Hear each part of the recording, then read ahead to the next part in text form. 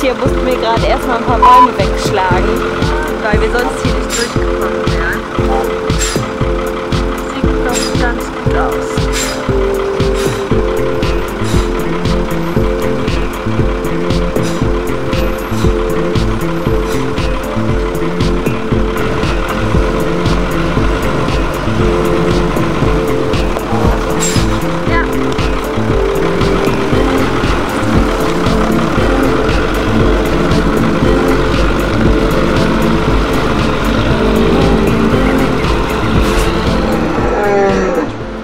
Ja, erstmal hallo ihr Lieben und hallo und herzlich willkommen zu diesem neuen Video hier auf Dino Adventure. Bevor wir jetzt mit dem eigentlichen Video weitermachen, schalte ich mal ganz kurz dazwischen und möchte euch ein paar Dinge zu dem Video erklären. Auch im Laufe des Videos werde ich hin und wieder mal einspringen und ein bisschen was dazu erklären, weil wir haben jetzt schon einen Monat später jetzt wie zu dem Zeitpunkt, wo das Video gedreht wurde, und jetzt sind wir ein bisschen schlauer wie vorher, und deswegen möchte ich jetzt im Nachhinein einfach noch ein paar Dinge dazu erläutern, was wir da tun oder was wir vielleicht lieber nicht getan hätten und was ihr vielleicht auch lieber nicht nachmachen solltet, weil es vielleicht unschöne Konsequenzen haben könnte. Wie auch immer, jetzt machen wir erstmal weiter mit dem Video, und bevor wir nachher ans Eingemachte gehen und die Lachse fangen, töten und essen, zeige ich euch noch mal ein paar schöne Videos, wie die Lachse noch leben von unter Wasser. Ja,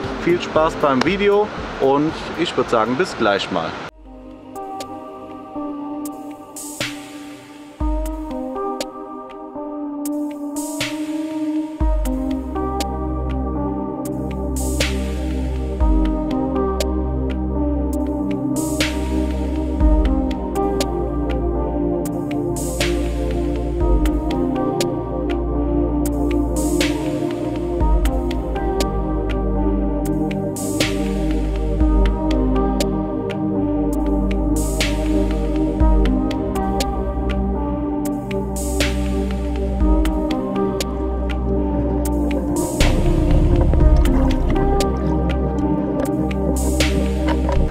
So, wir versuchen ja schon seit Wochen mal einen schönen Spot zu finden, wo wir ein paar Lachse aus den Flüssen rausziehen können. Gerade zufällig im Vorbeifahren haben wir dieses kleine Flüsschen hier gesehen. Wir sind da oben auf der Brücke entlang gefahren. Ich habe von der Brücke aus im Augenwinkel nur einen Lachs hier hochschwimmen sehen, obwohl das nur ein ganz kleiner Bach ist. Und jetzt sind wir hier. Jetzt, ey, die Lachse sind zum Anfassen. Da ist er. Guckt euch das an. Ne? Was sagt mir aber zu kalt? Guckt euch diese Oschis an, ey. Da landet gleich auf jeden Fall noch einer von eurem Grill. Also wenn nicht hier, wo sonst? Ich glaube, hier können wir die Lachse wirklich mit den Händen rausangeln. Keine so gute Idee. Da braucht man noch nicht mal eine Angel für.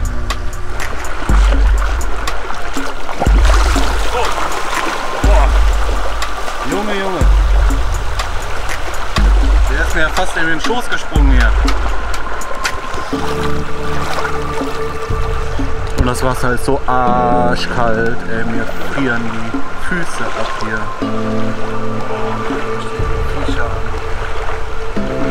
Einer muss heute dran glauben, einer von euch muss heute dran glauben. Als erstes versuche ich jetzt mal einen Lachs nur mit meinen Händen rauszuholen, und wenn das nicht klappt, dann versuche ich mir einen Speer selber zu basteln. Nee, das ist auch keine so gute Idee. Warum das keine so gute Idee ist? Ja, das erkläre ich euch nachher noch. Und wenn das nicht klappt, dann hole ich doch die andere.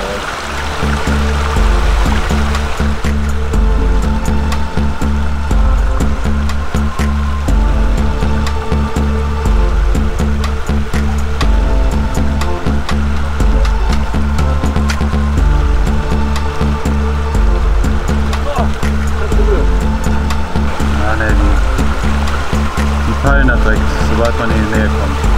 Ich könnte ja auch ein Bär sein, ne?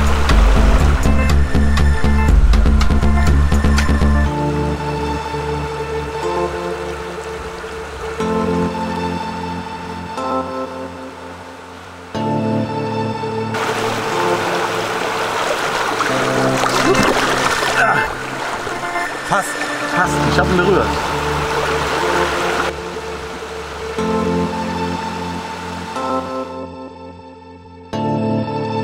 Naja, aber jetzt lass uns doch mal dazu kommen, warum das denn eigentlich keine so gute Idee ist, die Lachse aus dem Fluss mit dem Speer oder mit der Hand rauszuholen. Weil die Lachse, die kommen aus dem Meer, schwimmen die Flüsse hoch, laichen ab und sterben doch sowieso da. Also wo ist das Problem, einen Lachs, der sowieso bald tot ist, jetzt mit den Händen oder mit dem Speer da rauszuholen? Ja, es ist nun mal leider illegal, und wenn mich bei dieser Aktion ein Ranger erwischt hätte, dann hätte das 2.000 bis 3.000 Dollar gekostet. Das sind nämlich die Strafen hier in Alaska für Wildfischerei. Und ja, das wäre natürlich absolute mega gewesen. Und deswegen erzähle ich euch das jetzt, damit ihr dieselbe nicht auch noch baut und dabei eventuell noch erwischt werdet. Also falls ihr sowas vorhabt, passt auf und macht es vielleicht nicht wie wir da unter so einer Brücke, wo zufällig vielleicht ein Ranger drüber fahren könnte. Nee, lasst es einfach sein. Naja, im Grunde sagt das Gesetz in Alaska, du darfst Lachse nur angeln.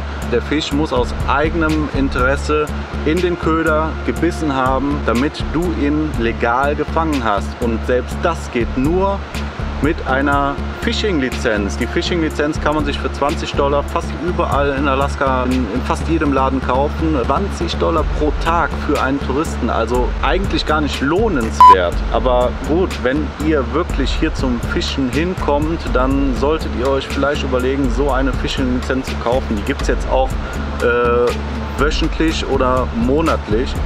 Und je länger man die Fishing-Lizenz hat, desto günstiger wird das. Also wenn ihr hier angeln wollt, dann empfehle ich euch nur, so eine Lizenz zu kaufen, weil es wird echt teuer. Um die 2.000 Dollar, wenn ihr ohne Lizenz hier fischt. Und wenn ihr so ein macht, wie ich es mache, mit dem Speer oder mit der Hand den Lachs rausholt und dabei werdet ihr erwischt, dann kann es gerne mal noch ein bisschen teurer werden. Aber na, was soll ich sagen, zum Glück hat uns keiner erwischt. So, mit den Händen, das hat nichts gegeben. Entweder bin ich zu langsam oder die Lachse zu schnell. Oder ich zu ungeduldig, keine Ahnung. Ich habe mir den Stock besorgt. So, den schnitze ich mir jetzt noch ein bisschen zurecht.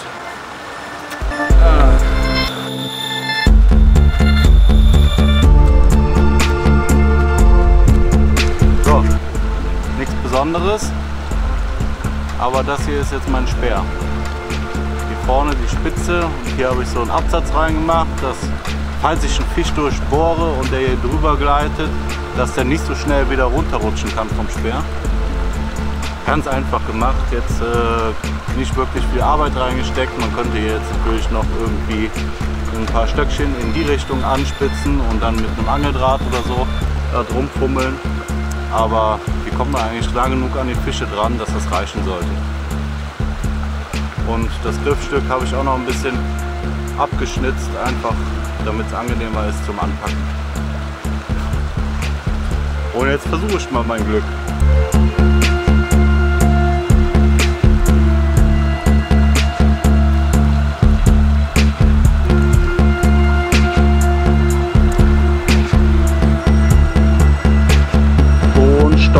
Und genau jetzt kommt dieser Moment, wo vielleicht der eine oder andere gerne abschalten würde. Und wenn ihr Vegetarier seid, ich weiß, der eine oder andere Vegetarier guckt hier auf diesem Kanal auch gerne mit, dann kann ich es vollkommen nachvollziehen, wenn ihr jetzt wegguckt oder ausschaltet oder sonst irgendwas. Es ist immerhin ein lebendes Tier, was hier getötet wird, damit wir was zum Essen haben.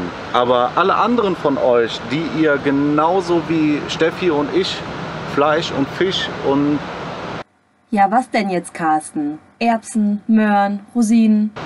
Fleisch und Fisch halt esst, würde ich bitten, doch weiter zuzugucken, weil genau das ist das, wo das Fleisch oder beziehungsweise in dem Fall hier der Fisch herkommt. Das liegt nicht einfach da im Supermarkt, im Kühlregal. Und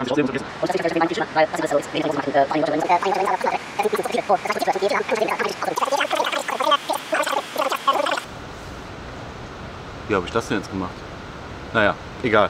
Ich glaube, ihr wisst, worauf ich im Großen und Ganzen hinaus wollte. Lasst uns doch einfach mit dem Video fortsetzen. Viel Spaß und bis gleich nochmal.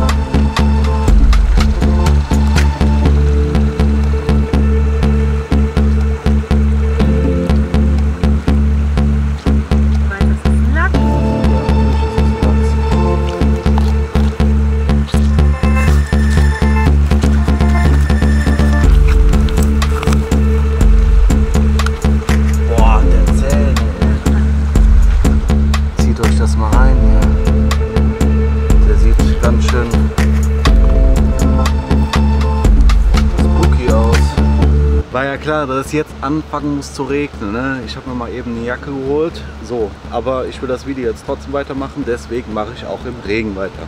Ja, aber was laber ich hier blöd rum? Ich wollte euch eigentlich nur erzählen, warum der so spooky aussieht. Der Lachs sieht im Grunde so spooky aus, weil ich habe euch ja eben schon erzählt, die Lachse schwimmen vom Meer die Flüsse hoch, um dort oben in den kleinen Bächen abzuleichen und sterben danach sowieso. Und ab dem Moment, wo die Lachse aus dem Meer, aus dem Salzwasser in das Süßwasser der Flüsse reinschwimmen, beginnt bei denen ein Prozess, der den Körperbau und die Form und Farbe und eigentlich den kompletten Fisch komplett verändern. Im Grunde, wenn man jetzt mal den Alaska-Seelachs aus dem Meer, aus dem Salzwasser neben denselben Lachs aus dem Süßwasser legen würde, würde man gar nicht meinen, dass das überhaupt derselbe Fisch ist, weil die komplett anders aussehen. Und bei dem Lachs, den wir da gerade rausgeholt haben, war dieser Prozess schon ziemlich weit fortgeschritten. Man hat an den hellen gelblichen Stellen schon gesehen, dass dieser Verfaulungsprozess, der anfängt, wenn die Lachse abgeleicht haben, schon begonnen hat und die sterben halt. Und ja, der Kollege da war halt schon halb tot und die Einheimischen haben uns gesagt, sowas würden wir gar nicht mehr essen, weil das Fleisch würde matschig werden und so. Aber ich glaube, da war unserer noch ziemlich an der Grenze. Ja, wir haben ihn trotzdem gegessen und er hat einfach nur lecker geschmeckt. Ich weiß gar nicht, was die haben. Uns hat er geschmeckt und das ist doch die Hauptsache, oder? Und ich glaube, ich würde den auch nochmal so essen, wenn ich ihn nochmal fangen würde. Was ich nicht tue, weil es ja verboten ist.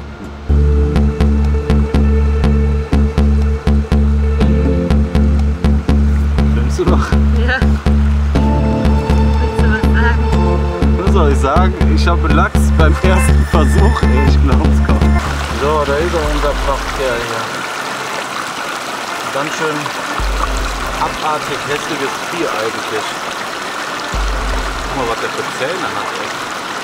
Noch nie gesehen sogar. Wir müssen gleich erstmal googeln, was das für eine Lachsart überhaupt ist und wie man den am besten zubereitet.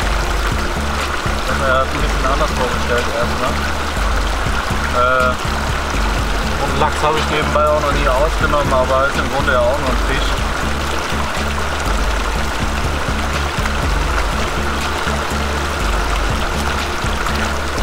Normalerweise macht man auch noch die Schuppen ab, indem man so gegen den Strich, aber irgendwie hat er keine Schuppen.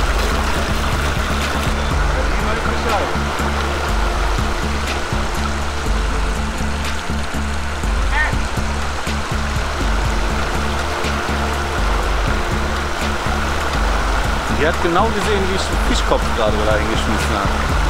Die hat nur drauf gewartet.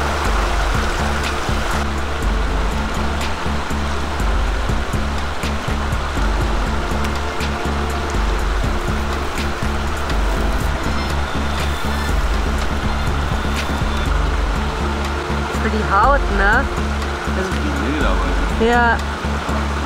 Er hat gar keine Schuppen, oder wie? Ja, schon, aber irgendwie sind die schon von selber alle ab. Vielleicht weil die über die dünnen Steine schrappen konnten. Ja, der Typ im Angelladen, ich habe gesagt, bei manchen Lachsarten sollte man die Haut abziehen. Und jetzt verstehe ich auch warum. Ey. Das ist echt wie Leder. Also ich glaube nicht, dass man das nicht essen kann. Ja, das glaube ich auch nicht.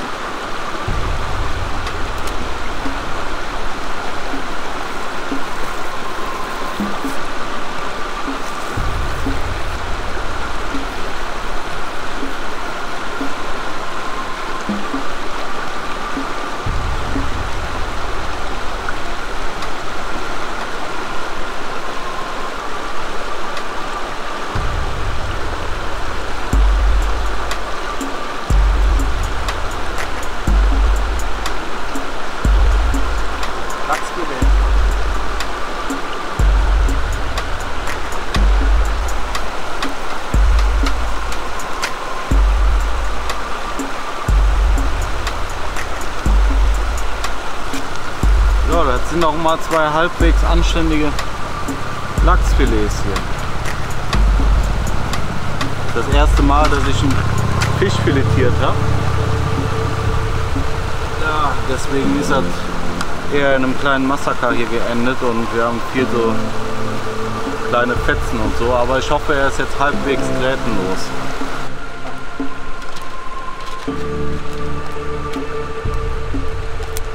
Der Lachs ist fertig und er ist super zart. Er sieht zwar jetzt nicht aus wie aus dem Laden, wie man das so kennt, so rötlich. Ja, und das hat übrigens auch damit zu tun, dass der Lachs schon zu lange im Süßwasser war. Wenn man die Lachse nämlich aus dem Meer angelt, dann haben die ein richtig schön orangenes bis fast rotes Fleisch. Und je länger die dann schon im Süßwasser waren, desto mehr verfärbt sich auch das Fleisch und wird immer heller und heller.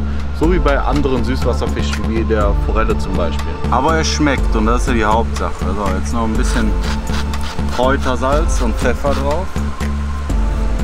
Und gut ist. Dann guten Appetit.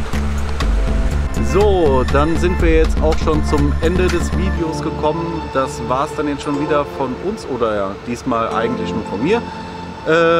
Ich hoffe, euch hat das Video gefallen, auch wenn es diesmal ein bisschen anders war wie sonst. Ja, lasst uns bitte trotzdem ein Däumchen da. Vergesst nicht, unseren YouTube-Kanal zu abonnieren. Stop Dreaming, Start Planning. Und dann würde ich sagen, bis zum nächsten Mal. Ciao.